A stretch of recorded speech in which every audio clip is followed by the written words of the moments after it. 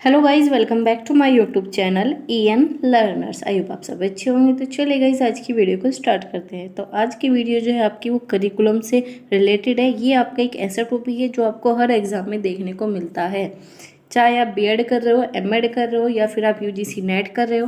मैंने आपको पहले भी एक वीडियो में बताया था, आपका यूजीसी नेट में आपका करिकुलम से रिलेटेड पूरी एक यूनिट है और एक यूनिट में से आपके 10 क्वेश्चन आते हैं और एक क्वेश्चन जो है आपका वो 2 मार्क्स का होता है। तो आप इसे समझ सकते हो, ये आपका 20 मार्क्स का जो है आपके एग्जाम में आता है।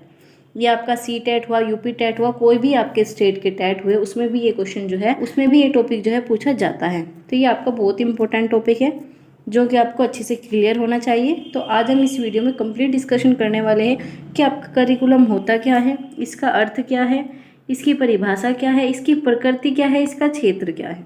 साथ में हम डिस्कस करेंगे इसकी विशेषता क्या है, आप पाठ्यक्रम के निर्माण की प्रक्रिया कौन सी होती है। इसके बाद हम इसके उद्देश्य को देखेंगे। फिर इसके बाद जो है हम आपके पाठ्यक्रम के प्रकार, आपके पाठ्यक्रम कितने प्रकार के होते हैं वो सब देखेंगे। फिर इसके बाद जो है इसके सिद्धांत को लेकर हम डिस्कस करेंगे। तो ये सब चीज़ें जो है हम एक ही वीडियो में जो है आपकी कवर करने वाले हैं। तो जो भी स्टूडेंट चैनल के साथ नया जुड़ा है वो चैनल को सब्सक्राइब कर ले और बेल आइकन को प्रेस कर ले, ताकि ऐसी ही इंपॉर्टेंट इन्फॉर्मेटिव वीडियो जो है आपको समय पर मिलती रहे। तो चलिए गाइस, आज की वीडियो को स्टार्ट करते हैं।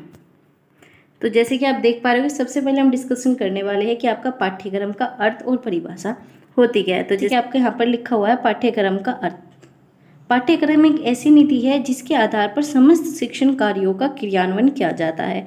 मतलब आपका पाठ्यक्रम एक ऐसी पॉलिसी का काम करता है जिसके द्वारा जो भी आपके शिक्षण के कार्य है वो सब कार्य जो है आपके पाठ्यक्रम के अकॉर्डिंग ही आपके कराए जाते हैं। तो जैसे कि यहाँ पर लिखा है, जैसे कि क्या, कब, कैसे पढ़ाना है, ये सब चीज़ें हम आपके करिकुलम में ही डिस्कस करते हैं कि हमें कब, कैसे, क्या चीज़ें आपको पढ़ानी है, हमें बच्चों को आपका पाठ्यक्रम पूरा कराना है, कैसे हमें उनका सिलेबस पूरा कराना है। तो इसमें ये सब चीज़ें जो हमारा पाठ्यक्रम ही हमारा डिसाइड करता है कि हमें बच्चों को क्या, कब और किस तरीके से जो है पढ़ाना है। अगला है यहाँ पर, इसका निर्धारण पाठ्यक्रम द्वारा ही किया जाता है। पाठ्यक्रम का अर्थ है, जैसे कि आपको पता भी होगा, ये आपका कॉमन सा है, दौड़ का मैदान। इसे क्या कहते हैं? दौड़ का मैदान कहते हैं। तो दौड़ के मैदान का अर्थ होता है आपका विद्यार्थियों के द्वारा इस रेस में हिस्सा लिया जाता है। अब इसका अभिप्राय यह है कि छात्र अपने पाठ्यक्रम के अनुसार विद्यालय के समस्त कार्य करता है। तो जो दौड़ है वो आपके बच्चे से रिलेटेड हो गए, जो आपका मैदान है वो आपका पूरा जो भी आपका शिक्षा से रिलेटेड है, जो भी आपका पूरा करिकुलम हो गया, वो सब आपका जो है मैदान हो गया। तो इस वजह से जो है इसे दौड़ का मैदान कहा जाता है कि बच्चा जो है एक ऐसे मैदान में दौड़ता है जहाँ पर उसके उद्देश्य जो निर्धारित होता है वो उन्हें पूरा करने के लिए जो है अपना कार्य करता रहता है। यही आपका जो है दौड़ का मैदान कहलाता है। जैसे यहाँ पर लिखा है, चाहे वे शिक्षा अधिगम कार्य हो या फिर सहगामी क्रियाएं हैं। तो यहाँ पर बताया हुआ है कि जो आपका करिकुलम है वो सिर्फ आपका शिक्षण अधिगम कार्य से रिलेटेड ही नहीं बल्कि आपकी सहगामी क्रिया से भी रिलेटेड होता है। मैं आपको एक चीज़ बताना चाहूँगी, आपका करिकुलम की जो डेफिनेशन है वो आप 2 पार्ट में डिवाइड कर सकते हो। एक आपका होता है संकुचित, आप संकुचित रूप से बता सकते हो।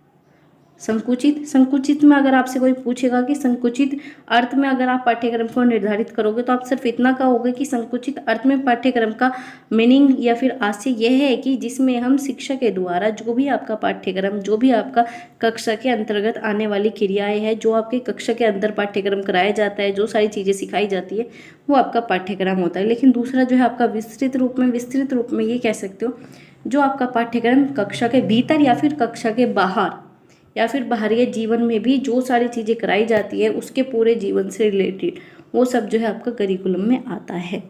तो ये 2 चीज़ें थी आपकी, 2 तरीके से जो है आप अपने करिकुलम को डिफाइन कर सकते हो। तो जैसे कि यहाँ पर लिखा है, पाठ्यक्रम के आधार पर ही एक शिक्षक अपना कार्य शिक्षण जो है संपन्न कर सकता है। तो अगर टीचर को पता होगा कि हमें इस कक्षा में ये सब चीज़ें पढ़ानी है वो तभी पढ़ा पाएगा। लेकिन अगर उसे पता ही नहीं है कि आपको इस कक्षा में क्या पढ़ाना है, किस तरीके से पढ़ाना है, तो टीचर जो है वहाँ पर एक तो टाइम बहुत ज़्यादा लगा देगा और दूसरा जो है उस काम को प्रॉपर नहीं कर पाएगा।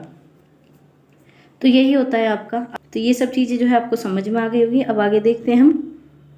सर्वप्रथम पाठ्यक्रम का अर्थ सिर्फ विषयों के आधार पर देखा या समझा जाता है। यही आपका संकुचित आधार की डेफिनेशन है। सिर्फ विषय के आधारों पर ही देखा या समझा जाता था। जहाँ पर भी आपके विषय को डिस्कस किया जाता है पहले इसी चीज़ को आपका करिकुलम कहा जाता था। लेकिन अब प्रेजेंट के टाइम में क्या है, आपका ये चीज़ जो है व्यापक हो चुकी है, विस्तृत हो चुकी है। तो जैसे यहाँ पर लिखा हुआ है कि अधिक व्यापक हो चुका है। अब पाठ्यक्रम को विद्यालय की समस्त कार्य प्रणाली के रूप में देखा जाता है। यह कहना गलत नहीं होगा कि विद्यालय का समस्त कार्य ही एक प्रकार का पाठ्यक्रम है। तो बच्चा जो भी विद्यालय में करता है, चाहे वो आपका खेल के मैदान में कर रहा हो या कोई भी एक्टिविटी कर रहा हो, वो कोई भी अपनी कला डेवलप कर रहा हो, वो सब आपका करिकुलम में आ जाता है। लेकिन पहले क्या था, पहले सिर्फ इतना ही था, जो आपका सिलेबस है उसे पढ़ाना ही आपका करिकुलम कहलाता था। लेकिन ऐसा नहीं था, वो आपका संकुचित आधार के बेस पर ही कहा जाता था। चलिए अब आगे इसकी परिभाषाएं देखते हैं। तो जैसे यहाँ पर लिखी हुई है, माध्यमिक शिक्षा आयोग के अनुसार, आपको पता होगा माध्यमिक शिक्षा को हम किस और नाम से जानते हैं। अगर आपको पता है तो आप मुझे कमेंट बॉक्स में बताओगे, और आपको ये भी बताना है कि आपका माध्यमिक शिक्षा आयोग कौन से सन में जो है आया था। तो यहाँ पर लिखा हुआ है कि इनके अनुसार जो डेफिनेशन दी गई है, पाठ्यक्रम का अर्थ रूढ़िवादी ढंग से पढ़ाए जाने वाले बौद्धिक विषय से नहीं है। तो इन्होंने भी बता दिया कि जो आपका पाठ्यक्रम है वो जो पहले चले आ रहे ढंग से जो बच्चे को पढ़ाया जाता था उससे संबंधित नहीं है, परंतु उसके अंदर सभी क्रियाएं आ जाती है जो बालक को कक्षा के बाहर या कक्षा के अंदर प्राप्त होते हैं। तो इन्होंने भी बता दिया कि अगर बच्चा है, बच्चा चाहे वो कक्षा के अंदर सीखो या कक्षा के बाहर, तो वो सब जो है आपका करिकुलम में आ जाता है। अगली डेफिनेशन देखते हैं।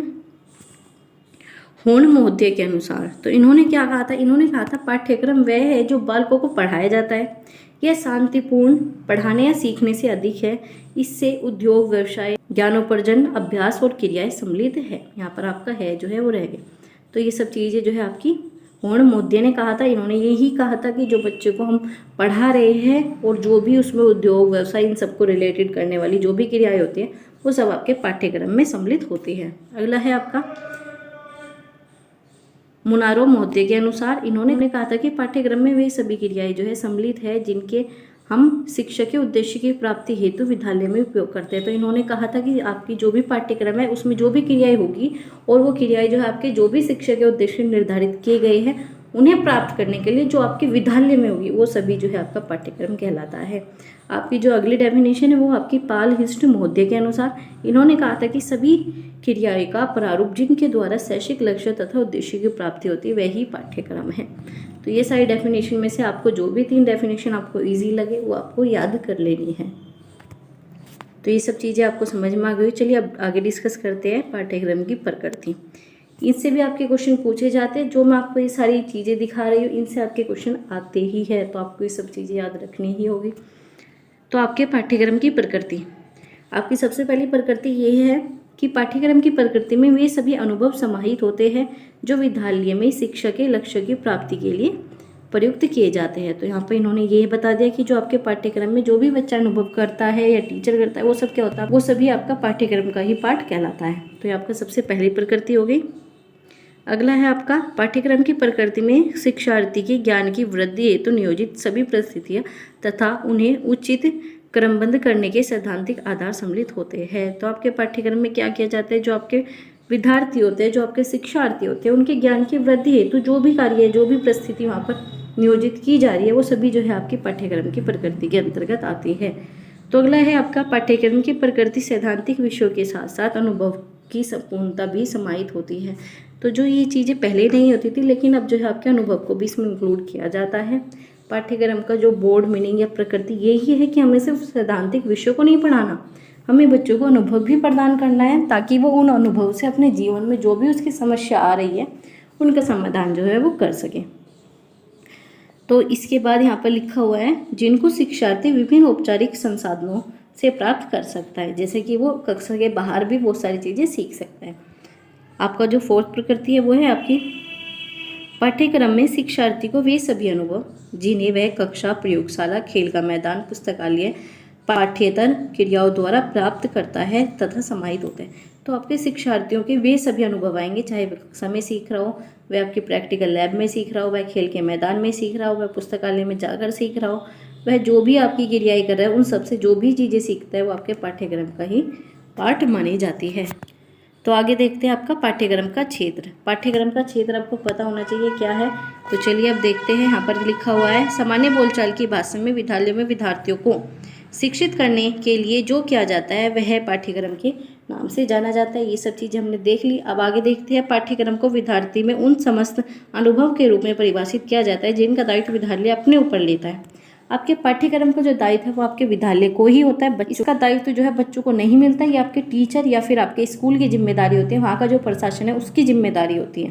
तो यहाँ पर इन्होंने बताया कि ऐसे ही आपके 8 वर्गों में जो है इन सब कार्यों को आपका बांटा गया है। वे 8 वर्ग कौन से, चलिए वो डिस्कस करते हैं। तो जैसे यहाँ पर दे रखा है, ये सब जो है आपके क्षेत्र हो गए। जो आपका सबसे फर्स्ट क्षेत्र है वो है आपका लक्ष्य व उद्देश्यों का निर्धारण। तो सबसे पहले जो आपका पाठ्यक्रम का मेन जो आपका क्षेत्र होता है वो यही होता है कि आप जो लक्ष्य व तथा उद्देश्य जो भी आपके शिक्षक है उन सबको निर्धारित करो।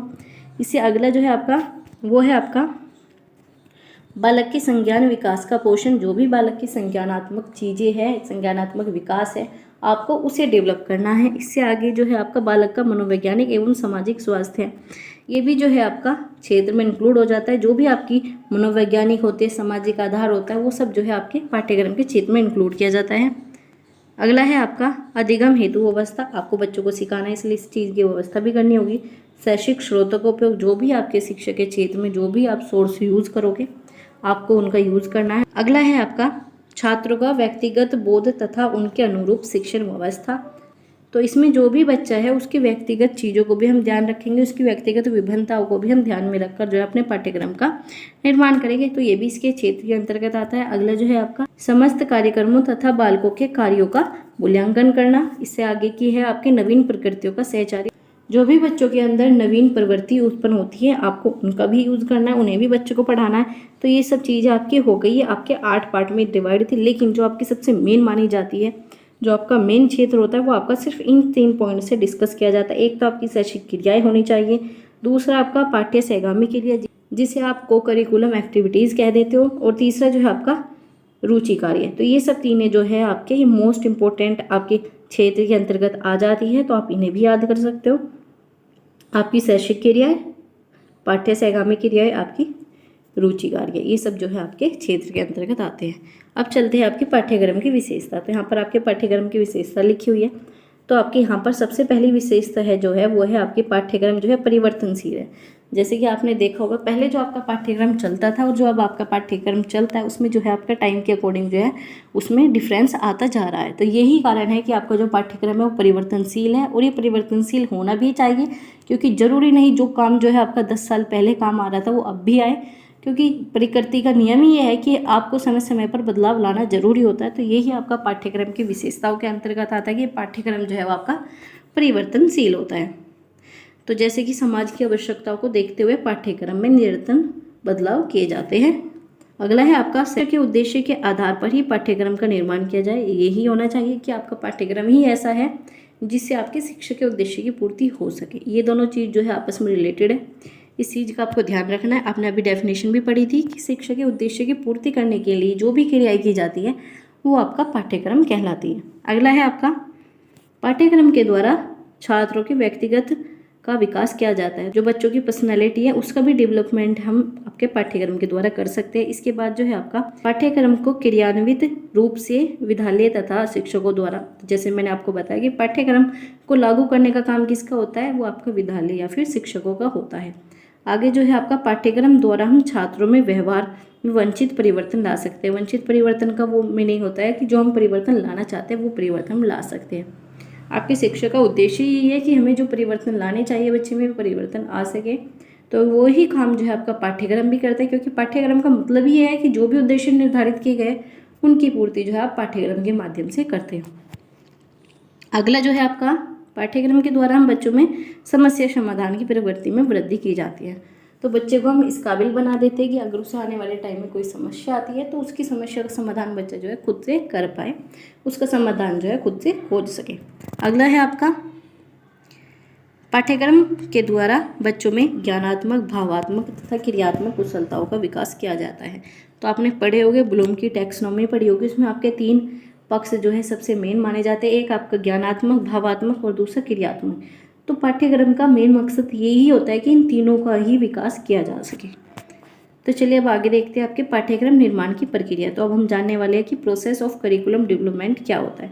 तो ये सब जो है आपका प्रोसेस के अंतर्गत आता है। जो भी आप पाठ्यक्रम निर्माण कर रहे हो उसमें आप कौन कौन सी प्रक्रिया यूज़ करोगे। तो सबसे पहली जो है वो है आपकी पाठ्यक्रम निर्माण बच्चों के या छात्रों के ज्ञानात्मक, भावात्मक तथा क्रियात्मक पक्ष, मतलब ये आपके तीनों पक्षों पर ही होगा, जैसे कि आपका कॉग्निटिव, अफेक्टिव और एप्लीकेशन। तो इन तीनों पक्ष पर ही बच्चों का ध्यान रखा जाता है, जिससे आप ये कह सकते हो कि बच्चों का हमें सर्वांगीण विकास करना है सभी पक्षों को ध्यान में रखकर। अगला है आपका, जब हम पाठ्यक्रम निर्माण करते हैं तो उसमें हम समाज की जो परिस्थिति है उसे भी ध्यान में रखकर निर्माण किया जाता है। जैसी आपकी समाज की परिस्थिति होगी तो उसी के अनुसार जो है आपके पाठ्यक्रम का निर्माण किया जाता है। अगला है आपका, पाठ्यक्रम के निर्माण से पहले उसकी रूपरेखा तैयार की जाती है। जब आपके पाठ्यक्रम का निर्माण किया जाता है तो उससे पहले जो है हम आपकी रूपरेखा तैयार करते हैं कि हमें इस तरीके से जो है आपके पाठ्यक्रम का निर्माण करना है। अगला है आपका, पाठ्यक्रम के अनुसार आपकी शिक्षण विधि का विकास करना होता है, क्योंकि जब आपको पता होगा कि हमें इस बच्चे को इस क्लास में ये सब चीज़ें पढ़ानी है, आप उसी के अकॉर्डिंग जो है अपने टीचिंग मेथड को डेवलप करोगे, उसी के अकॉर्डिंग जो भी आपके टीचिंग मटेरियल है उनका यूज़ करोगे। अगला है आपका, पाठ्यक्रम के निर्माण के बाद उसका मूल्यांकन भी होना आवश्यक है। तो ये सब चीज़ें भी इंपॉर्टेंट होती है। अगर आप किसी चीज़ का मूल्यांकन नहीं करोगे तो आपको पता कैसे चलेगा कि आपका पाठ्यक्रम जो है वो बच्चों के अकॉर्डिंग सही है। अगला है आपका, कि जो आपका पाठ्यक्रम का निर्माण होता है वो आपके विषय विशेषज्ञों तथा बुद्धिजीवी के द्वारा किया जाता है। तो यही आपने देखा होगा कि आपका NCF 2005 जब मैंने आपका कराया तो उसके लिए जो है आपकी पूरी कमेटी बैठी थी। ऐसा नहीं था किसी भी व्यक्ति या किसी भी टीचर ने जो है करिकुलम डेवलप कर दिया। उसके लिए जो भी आपके बुद्धिजीवी थे, जो भी आपके स्पेशल टीचर्स थे, उनका सबका यूज़ करके जो है आपका NCF 2005 बनाया था।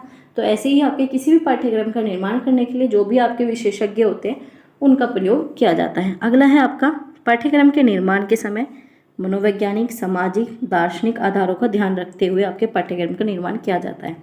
आपने पढ़ा होगा पाठ्यक्रम का आधार। पाठ्यक्रम का आधार जो है आपका एक तो मनोवैज्ञानिक होता है, दूसरा सामाजिक, दूसरा दार्शनिक, फिर आपका वैज्ञानिक। ये सब जो है आपके मनोवैज्ञानिक आधार होते हैं। तो इन आधारों को ध्यान में रखकर ही आपके पाठ्यक्रम का निर्माण होता है। आगे है आपका, पाठ्यक्रम के उद्देश्य एवं उचित उद्देश्यों का चयन करना जो छात्रों में बौद्धिक विकास में लाभदायक हो। तो हमें ऐसे पाठ्यक्रम का निर्माण करना है जिससे जो है बच्चों का बौद्धिक विकास हो सके। या फिर आप यहाँ पर ये भी लिख सकते हो कि हमारे पाठ्यक्रम निर्माण का सबसे मुख्य उद्देश्य यही होता है कि हम बच्चों का सर्वांगीण विकास कर सकें। तो ये सारे जो पॉइंट थे आपके पाठ्यक्रम निर्माण की प्रक्रिया के बारे में थे। अब हम डिस्कस करते हैं पाठ्यक्रम के उद्देश्य। आपने ये सब चीज़ें पढ़ ली तो अब आपको पाठ्यक्रम के उद्देश्य बहुत ही जल्दी समझ में आ जाएंगे। तो जैसे यहाँ पर सबसे पहला उद्देश्य लिखा हुआ, पाठ्यक्रम का उद्देश्य ज्ञानात्मक, भावात्मक, क्रियात्मक पक्ष का विकास करना है। तो जैसे अभी मैंने आपको बताया, जब हम आपका पाठ्यक्रम निर्माण में ये सब चीज़ें यूज़ कर रहे हैं तो आपके उद्देश्य भी उसी के टाइप के आपको देखने को मिलेंगे। अगला है आपका, पाठ्यक्रम का उद्देश्य छात्रों में नैतिक तथा शारीरिक विकास करना है। तो भी आपके नैतिक मूल्य है उन्हें भी डेवलप करना जो है आपके पाठ्यक्रम का मुख्य उद्देश्य होता है। अगला है जो आपके छात्रों के व्यक्तित्व का विकास करना, उनकी पर्सनैलिटी डेवलप करना। अगला है आपका, छात्रों में सामाजिक उत्तरदायित्व तथा सामाजिक भावनाओं का विकास करना। तो आपने एक लाइन बहुत ज़्यादा पढ़ी होगी कि मनुष्य जो है एक सामाजिक प्राणी है। जब मनुष्य सामाजिक प्राणी है तो उसे समाज में रहना भी आना चाहिए, और जब मनुष्य को समाज में रहना आना चाहिए उसके लिए उन्हें क्या करना हो, उनके समाज के उत्तरदायित्व, उनकी भावनाओं को जो है विकास करना जरूरी है। ये ही हम बच्चों में करेंगे तभी वो सामाजिक प्राणी बन सकते हैं। अगला है आपका, पाठ्यक्रम के द्वारा छात्रों को जीविकोपार्जन योग्य बनाना है। यहाँ पर इसका मतलब ये है कि जब आप जीवन को जीने के लिए जो भी आप धन अर्जित करते हो वो ही आपका जीविकोपार्जन कहलाता है। तो हमें पाठ्यक्रम का ऐसा निर्माण करना है जिससे बच्चे जो है आगे अपना व्यवसाय, अपना काम जो है कर सके, जिससे वो अपने जीवन चला सके। अगला पॉइंट है आपका, छात्रों के समझने के स्तर को आसान बनाना। आपको ऐसा ही पाठ्यक्रम देना है जिससे बच्चों का जो है समझ का स्तर बढ़ सके, उनके लिए ईजिली हो, वो समझ सके। अगला है आपका, छात्रों के व्यवहार को श्रेष्ठ बनाना। तो यहाँ पर इसका अर्थ ये है कि बच्चे को ऐसा प्राणी बनाना है जो कि आपका श्रेष्ठ हो, सारी चीज़ों को आपका समझता हो। ये सब चीज़ें जो है आपकी इसमें आ जाएगी। तो ये जो थे आपके ये सब उद्देश्य हो गए। अब हम डिस्कस करने वाले हैं आपके पाठ्यक्रम जो है कितने प्रकार के होते हैं।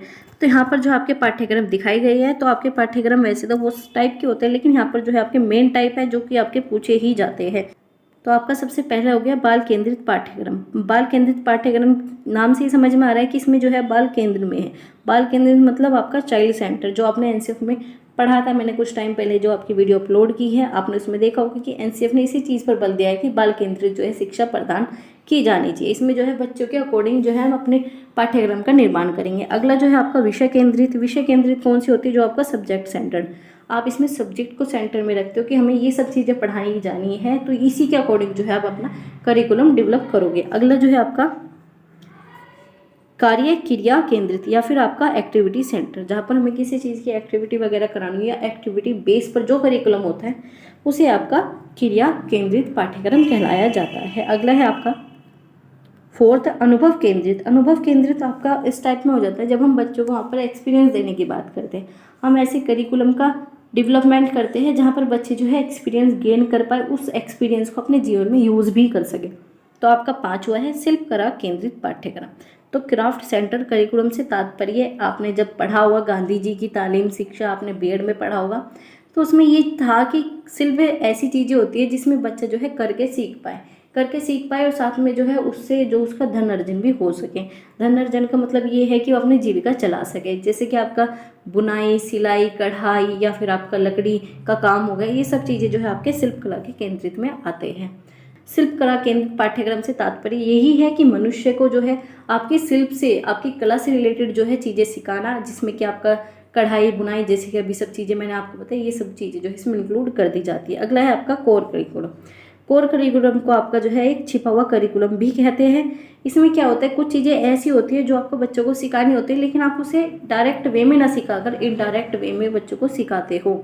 जैसे कि आपका अच्छा आचरण हो गया, नैतिक मूल्य हो गए, वो सब चीज़ें जो आप बच्चों को डायरेक्ट नहीं सिखा रहे, टीचर को देखकर बच्चा सीख रहा है। अगर टीचर सच बोलता है तो बच्चा उस चीज़ को ऑब्जर्व करेगा और वो भी सच बोलना स्टार्ट कर देगा। तो ऐसे आपके कोर पाठ्यक्रम होते हैं और इसमें ये चीज़ें भी होती है बच्चे को अकॉर्डिंग जो है, अगर बच्चे को कोई सब्जेक्ट चाहिए तो इसमें ऐच्छिक सब्जेक्ट के बारे में होते हैं, मतलब वो अपनी इच्छा से जो है अपने सब्जेक्ट चूज कर सकता है। तो आपके कोर पाठ्यक्रम में आ जाते हैं।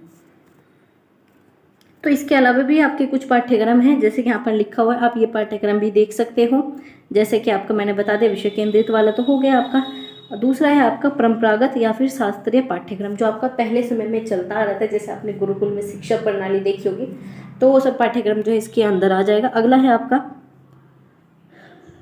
बाल केंद्रित। बाल केंद्रित मैंने आपको बता दिया। इससे अगला है आपका कार्य केंद्रित, ये भी आपका डिस्कस हो गया। लेकिन ये तीन जो है आपके नए पाठ्यक्रम आप इन्हें देख सकते हो। जैसे जीवन में स्थायी स्थितियों पर आधारित पाठ्यक्रम, इसे आप अनुभव के बेस पर कह सकते हो। व्यक्तिगत क्षमताओं के विकास से संबंधित स्थितियाँ, इसे आप कह सकते हो व्यक्तिगत क्षमता के आधार पर पाठ्यक्रम। अगला है आपका सामाजिक सहभागिता के विकास में संबंधित स्थितियाँ, इसे आप या तो सामुदायिक पाठ्यक्रम कह सकते हो या फिर आप सामाजिक स्थिति के आधार पर पाठ्यक्रम कह सकते हो। ये सब आपके एक्स्ट्रा पाठ्यक्रम हो गया, आप इन्हें पढ़ना चाहो लिख सकते हो, लेकिन आपके लिए सिर्फ इतना भी काफ़ी हो जाएगा, बाकी ये सब चीज़ें आपके ऊपर डिपेंड करती है। अगला है आपका पाठ्यक्रम के निर्माण में सिद्धांत। तो आपके पाठ्यक्रम निर्माण में कौन कौन से सिद्धांत यूज़ होते हैं, वो सब चीज़ें जो है अब हम डिस्कस करने वाले हैं। आपको वीडियो अच्छी लग रही हो तो आप वीडियो को लाइक कर सकते हो और चैनल को सब्सक्राइब कर सकते हो, जो भी मेरे चैनल के साथ आज नए जुड़े हैं। तो हम डिस्कस करते हैं अब आपके सिद्धांत। तो आपका सबसे फर्स्ट सिद्धांत क्या होना चाहिए कि आपका जीवन से संबंधित होना चाहिए। इसके बाद जीवन से संबंधित होने का मतलब ये है कि बच्चे को हम ऐसे पाठ्यक्रम दे, ऐसा शिक्षा का माहौल दे जिससे वो अपने जीवन में भी यूज कर सके। अगला जो है आपका शैक्षिक उद्देश्यों से अनुरूपता का सिद्धांत। शैक्षिक उद्देश्य मतलब जो आपके उद्देश्य निश्चित किए गए हैं वो उनकी पूर्ति कर पाए। आप देख पाओगे बहुत सारी चीज़ें जो है आपकी रिपीटेड है और आपकी रिपीटेड ही होती है, क्योंकि जहाँ पर आपके उद्देश्य निर्धारित किए गए उसी के बेस पर आपके सिद्धांत आते हैं, उसी के बेस पर आपके पाठ्यक्रम का निर्माण किया जाता है। तो इसी तरीके से जो है सारी चीज़ें आपस में रिलेटेड होती है। अगला है आपका उपयोगिता का सिद्धांत। उपयोगिता का सिद्धांत यही है कि आपका जो करिकुलम है वो उपयोग में आ सके। ऐसा करिकुलम ना हो जो आपने कभी यूज़ ही नहीं किया हो अपनी लाइफ में और आप ऐसे करिकुलम का निर्माण कर रहे हो। तो ऐसे करिकुलम का निर्माण होना चाहिए जो कि आपके लिए उपयोगी हो। अगला है आपका बाल केंद्रित। अभी मैंने आपको बताया बाल केंद्रित पाठ्यक्रम ही आपका एनसीईआरटी 2005 में भी कहा गया था और इस पर प्रेजेंट टाइम में बहुत ज़्यादा बल दिया जाता है, तो आपको ये चीज़ें याद रखनी है। अगला है आपका सृजनात्मकता शक्तियों के उपयोग का सिद्धांत। सृजनात्मक शक्ति ये होती है जहाँ पर बच्चा सीख पा रहा है, खुद से क्रिएटिविटी कर पा रहा है, नई नई चीज़ें बना पा रहा है, समझ पा रहा है, खुद से समस्या का समाधान कर पा रहा है। ये सब चीज़ें जो है आपकी रचनात्मक या फिर सृजनात्मकता में ऐड हो जाती है। इसके बाद जो है आपका खेल एवं कार्यों की क्रियाओं के साथ अंतः संबंध का सिद्धांत। जो भी आपके खेल हो कार्यक्रम हो वो आपस में रिलेटेड हो। ऐसा नहीं हो कि आप पढ़ा कुछ और रहे हो, बच्चा खेल कुछ, मतलब आपस में सारी चीज़ें जो है रिलेटेड होनी चाहिए। आपका अगला जो है संस्कृति एवं सभ्यता के ज्ञान का सिद्धांत। तो आपका जो सिद्धांत है वो संस्कृति पर भी बेस होना चाहिए, जो आपकी सभ्यता है उसका भी ज्ञान दे रहा हो। ऐसा सिद्धांत जो हमें यूज़ करना चाहिए आपके पाठ्यक्रम के निर्माण में। तो ये थे आपके पाठ्यक्रम के निर्माण के सिद्धांत। मैंने आपको लगभग सारे पॉइंट जो है आपको डिस्कस कर दिए हैं। अगर आपको किसी प्रकार का डाउट है, कन्फ्यूज़न है, कोई पॉइंट आपको समझ में नहीं आया हो या किसी भी प्रकार का कुछ भी कन्फ्यूज़न है तो आप मुझे कमेंट बॉक्स में बताइए। ये जो चीज़ें यहाँ पर सारी चीज़ें लिखी हुई थी वो सब चीज़ें जो है मैंने आपको डिस्कस करा दी हैं। तो अगर आप मेरे चैनल के साथ नए जुड़े हो या फिर आप चैनल पर पहली बार आए हो तो आप चैनल को सब्सक्राइब कर लीजिए। ऐसे ही आपको इन्फॉर्मेटिव वीडियो मिलती रहेगी। और आपको वीडियो अच्छी लगी हो तो आप लाइक कीजिए, अपने दोस्त के साथ शेयर ज़रूर कीजिए अगर आपको वीडियो अच्छी लगती हो हमारी।